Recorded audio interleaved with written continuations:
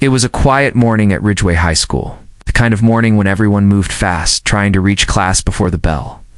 The floors were shining, freshly cleaned by Maya, the school's janitor. Most people never really noticed her. To them, she was just another face with a mop in her hand, someone who swept floors and emptied trash cans. But no one really knew her story. Maya always worked silently, her head down, humming old songs while pushing her cleaning cart. She was in her mid-30s, with kind eyes and a calm face that hid something deep inside, something no one could see. That morning, Mr. Collins, the school's math teacher, was joking with his students. The class was noisy, full of laughter and chatter.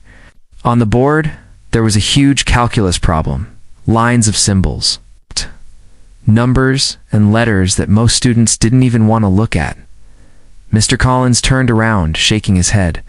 "See, no one can solve this," he said, smiling at his students. The class laughed. Just then, Maya entered quietly to clean the back of the room. She didn't want to disturb anyone. She just needed to empty the trash can. But as she walked past the board, her eyes caught the problem. She froze for a moment. Her gaze stayed fixed on those numbers and letters. Something clicked in her mind. Mr. Collins noticed her staring and decided to joke. "Hey, Maya," he said loudly. "Think you can solve this one?" The class burst out laughing. Maya smiled shyly, not saying a word. She didn't want attention. But the problem, it pulled her in like a magnet. Her hands tightened on the mop. She couldn't look away.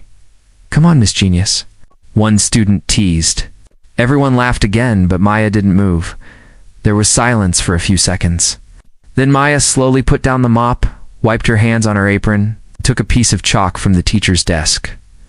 Mr. Collins raised his eyebrows, surprised. "Oh, are you serious?" he said, trying not to laugh. The class went quiet, waiting to see what she would do. Maya stood in front of the board.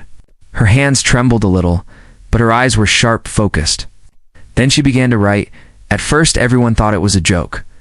But as she continued, the classroom fell silent. The sound of chalk touching the board filled the room. Her writing was fast, confident, and smooth. Mr. Collins stepped closer, trying to understand what she was doing. His smile slowly faded. The equations, the steps, everything she wrote was correct. Perfect. Maya didn't stop. It was like watching a pianist play a song from memory. She moved from one line to another, solving each part with precision. The students exchanged confused looks. Some of them even whispered, "Wait, is she actually solving it?" When Maya finally put the chalk down, she stepped back quietly. "There," she said softly. "That's your answer?" The room was frozen. Mr. Collins stared at the board, his eyes wide. He checked the steps, then checked them again. Every single one was right. Maya. "How did you?" he started, but he couldn't even finish his sentence.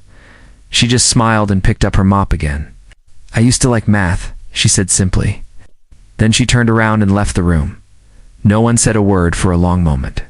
The students looked at each other in shock. The joke had turned into something they couldn't explain. As Maya walked down the empty hallway, her footsteps echoed softly. Her face was calm, but her mind was racing with old memories. A time when she wasn't a janitor. When her life was very different. But no one knew that yet. And that was just the beginning. After that strange morning, rumors spread through Ridgeway High like wildfire. Everyone was talking about the janitor who solved the impossible calculus problem. Some students thought it was a trick. Others said the teacher had planted the story for fun. But deep inside, Mr. Collins knew what he had seen, and it was no joke. Maya, however, acted as if nothing had happened. The next day she came to school the same way. Quiet, humble, wearing her faded blue uniform. She cleaned the hallways, arranged the desks, and smiled at the few students who greeted her politely.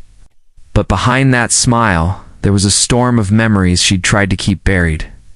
Years ago, Maya wasn't holding a mop. She was holding dreams, big dreams. She had once been known as Maya Johnson, the girl who could solve any math problem faster than anyone else in her class. Born in a small neighborhood, she grew up with very little. Her father worked double shifts at a factory, and her mother cleaned houses. They didn't have much, but they believed in education. Maya's favorite thing was her old math notebook, its pages filled with numbers, symbols, and ideas she had written as a teenager. Her teachers had called her a math genius. She had even won a regional scholarship to study engineering. But life doesn't always follow the plan we draw on paper. When Maya was 17, tragedy hit her family. Her father had an accident at work and could no longer move properly. Her mother fell sick soon after. Overnight, Maya's world turned upside down. Her scholarship dreams disappeared under the weight of bills, medicine, and responsibilities. She took whatever job she could find, cleaning, helping in shops, working late nights. Slowly, her books got packed away, and the chalk that once danced in her hand was replaced by a broom. Years later, she finally got a stable job as a janitor at Ridgeway High. She told herself it was enough. A steady paycheck, a roof over her head, peace. But deep down, that spark never really died. Every time she passed a classroom where math was being taught, something inside her ached, a quiet reminder of what could have been. That's why, when she saw the calculus problem on the board that morning, her brain had reacted before she even realized it. It wasn't pride or showing off, it was instinct. It was like a forgotten part of her soul had woken up. Now, after the incident, things started to change. Students whispered when she passed. Teachers looked at her differently, curious, puzzled. Mr. Collins couldn't get it out of his head. That evening, he stayed late, searching online for the exact equation she had solved. The more he looked, the more amazed he became. The problem wasn't just hard, it was something he had copied from a university-level exam. How could a janitor know this? He whispered to himself. The next morning, Mr. Collins waited for Maya in the hallway. "Maya," he said, stopping her gently. "Can we talk?" She looked nervous, but nodded. They sat in the empty classroom. For the first time, she told someone a little about her past, how she loved math, how life had pushed her away from it, how she had once dreamed of becoming a teacher herself. Mr. Collins listened quietly. When she finished, he said, "You know, talent like yours shouldn't stay hidden." "You have something rare, Maya," she smiled faintly. "I think that time is over," she said, but he shook his head. "Maybe not. Maybe it's just waiting for another chance." As Maya walked out that day, she felt something she hadn't felt in years, a small flicker of hope. She didn't know it yet, but her life was about to change again. That simple joke in a classroom had opened the first door back to the world she once belonged to, and destiny was just getting started. Days passed, but the story of the janitor math genius didn't fade. Students whispered about it in hallways, teachers mentioned it in the staff room, and even the principal heard about it. Yet Maya continued her work quietly, sweeping floors, wiping boards, and keeping her head down as if nothing had happened. But inside her, something had changed. For years, she had buried her love for math under layers of work and silence. Now, it was awake again, alive like a fire that refused to go out. Every night after work, she sat in her small apartment with an old notebook, solving equations just to feel that spark again. Mr. Collins couldn't stop thinking about her either. He had checked her solution again and again. It was perfect, not even one small mistake. He had even shown it to a university friend who was shocked. "Whoever solved this," his friend said, "isn't just smart, she's gifted." That's when Mr. Collins had an idea.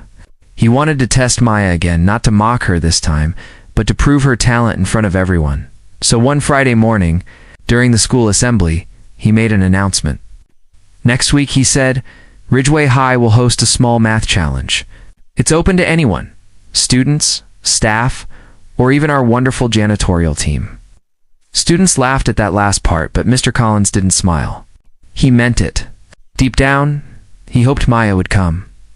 When Maya heard about it later, she just shook her head. "That's not for me," she told herself. But the thought wouldn't leave her alone. That night, she opened her notebook again. She looked at the same problem she had solved before and whispered, "Maybe just once more." The day of the math challenge arrived. The school auditorium was full. Teachers, students, even some parents were there. Mr. Collins stood on stage with a whiteboard and a list of difficult problems. He looked around, and his eyes caught Maya standing quietly near the back, wearing her blue uniform. He smiled. "Maya," he said softly through the microphone, "would you like to join us?" The room fell silent. All eyes turned toward her. Maya hesitated, her hands tightening on the mop handle. But then she remembered her father's words from years ago. Never be afraid of what you know. She took a deep breath and walked to the stage. The sound of her shoes echoed in the hall. A student whispered, "Is she really going to do it?" Mr. Collins handed her a marker and pointed to the board. "This is a problem from a university math competition," he said. "You don't have to solve it completely. Just try." Maya nodded once and started. As she wrote, the audience grew quiet. Her movements were calm, confident. Step by step, she broke down the complex question into smaller parts. Her logic was clear, her handwriting neat. Within minutes, the board was filled with equations that most people in the room couldn't even follow. Mr. Collins watched closely, his heart pounding. He could tell she wasn't guessing. She was thinking, building the answer like a master builder, placing each brick perfectly. Finally, Maya stepped back and handed him the marker. "I think that's it," she said simply. Mr. Collins looked at the board, stunned. She had done it again. Perfectly. The room exploded in applause. Students stood, clapping. Some cheered her name. For the first time, Maya's eyes filled with tears. Not of sadness, but of pride. The principal stepped forward, smiling. "Maya," she said warmly, "you've given us all something to remember.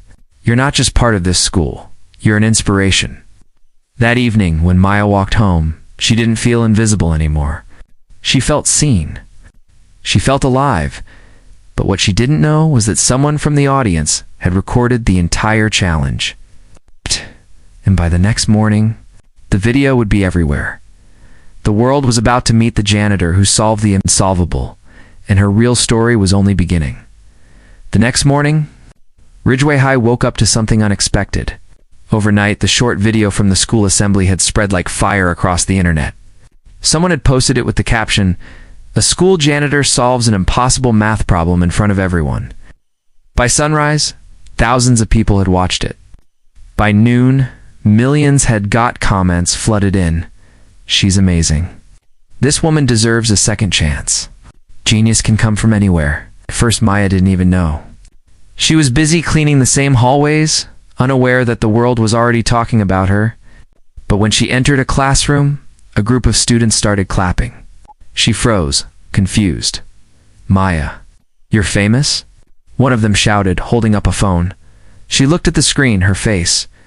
Her handwriting on the whiteboard, her calm voice saying, "I think that's it." It was all there. Her hands trembled. "Turn that off," she said softly. But deep inside, her heart was racing. Not with fear, but with something new. Within hours, journalists began calling the school. News vans parked outside. Reporters wanted to meet the janitor genius.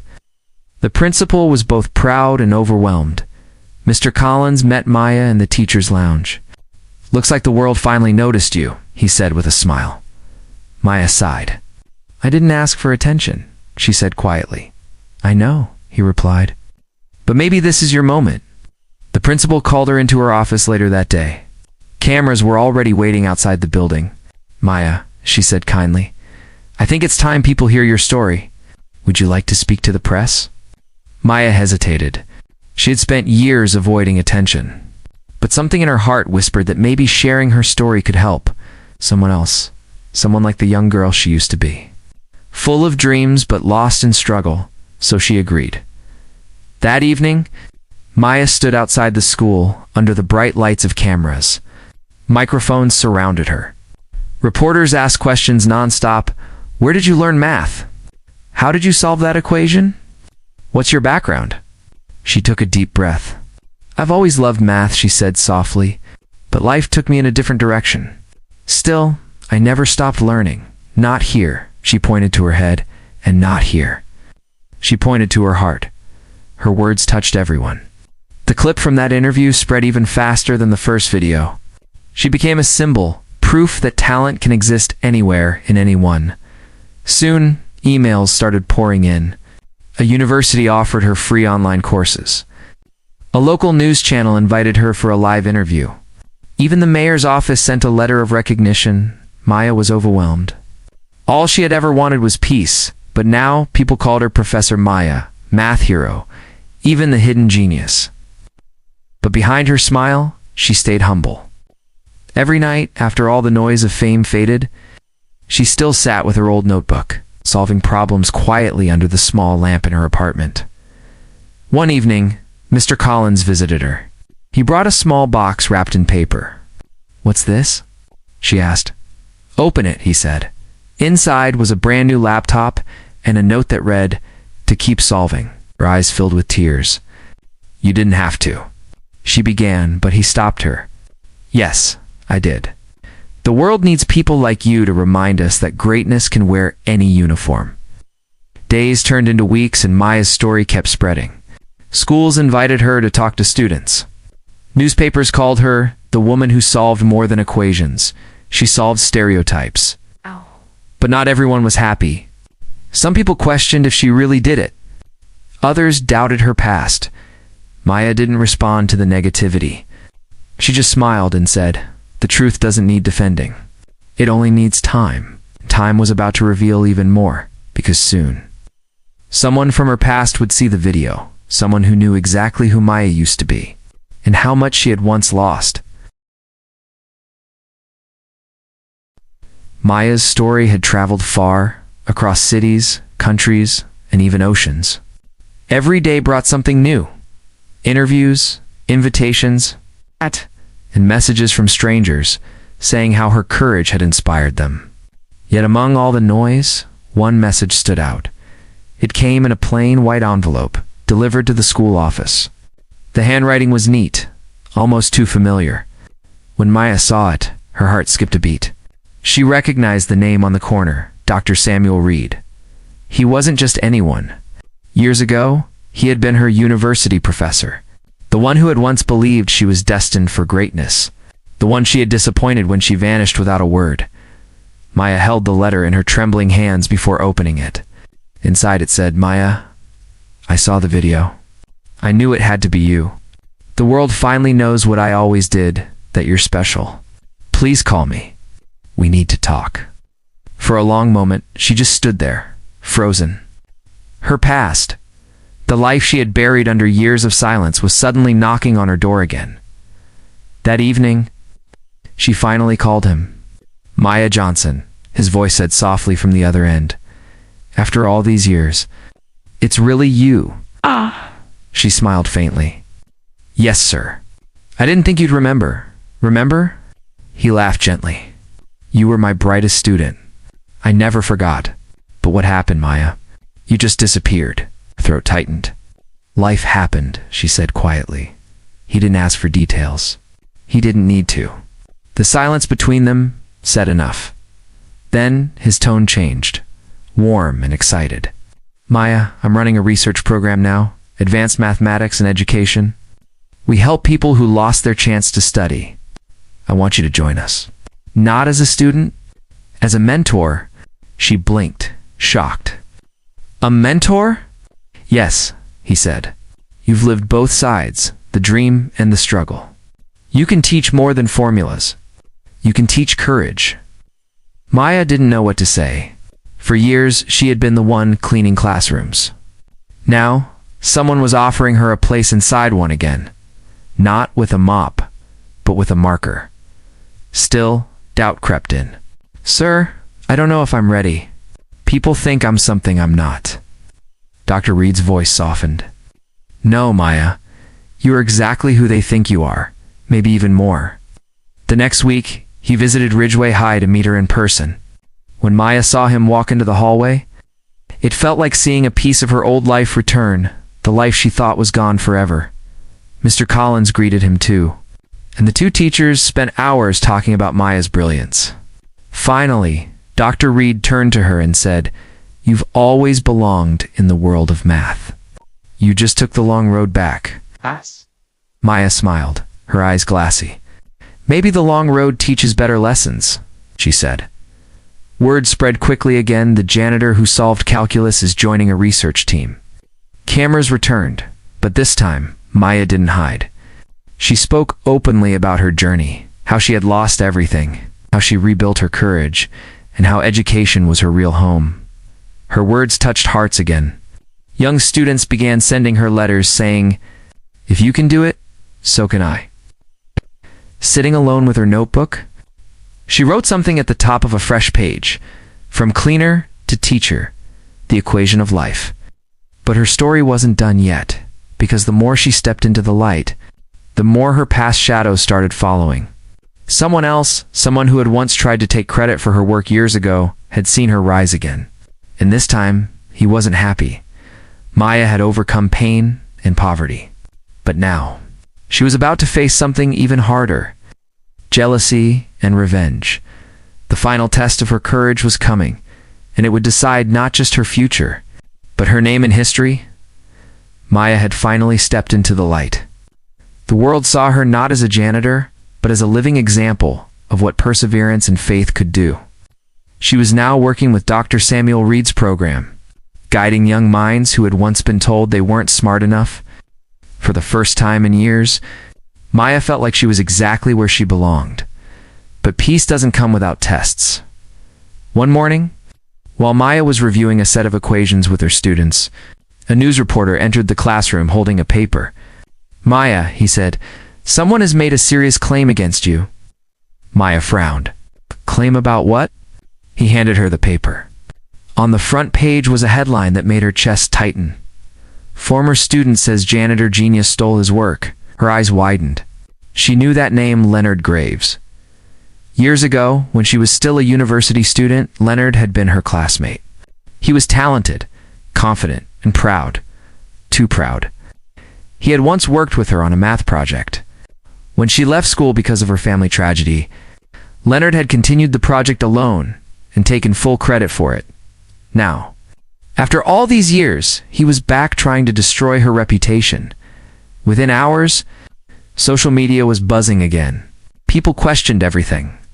Was Maya really a genius, or just a lucky janitor who copied others? Dr. Reed was furious. "We'll prove them wrong," he said. "I'll organize a public challenge, a live event. You'll face Leonard. One room, one equation, one truth." Maya hesitated. The idea of standing in front of cameras again made her heart race. But this time, it wasn't about fame. It was about truth. She nodded slowly. "Let's do it." The event was announced. The Genius Duel, Maya Johnson versus Leonard Graves. It was broadcast live on national television. The auditorium was filled with students, teachers, and reporters. Millions watched from home. As Maya entered the stage, her palms were sweating. She looked calm, but inside, her heart pounded like thunder. Across from her, Leonard smirked confidently. Dr. Reed stood between them. "Both of you will solve a single problem," he said. "It's one of the hardest unsolved equations in theoretical calculus. You have 1 hour." The timer started. Silence fell. Maya took a deep breath and began writing. The numbers felt alive under her hand. Every line connected like pieces of a puzzle only she could see. She remembered all her struggles, her father's accident, her years as a janitor, the laughter when people mocked her and turned that pain into focus. Leonard, on the other hand, rushed to show off, filling the board with complex symbols. But his steps lacked logic. His pride blinded him. Minutes turned into an hour. The room was tense. The timer beeped. "Time's up," Dr. Reed said. "Please stop." The two solutions stood side by side, one chaotic, one elegant. The judges, a panel of professors, studied them carefully.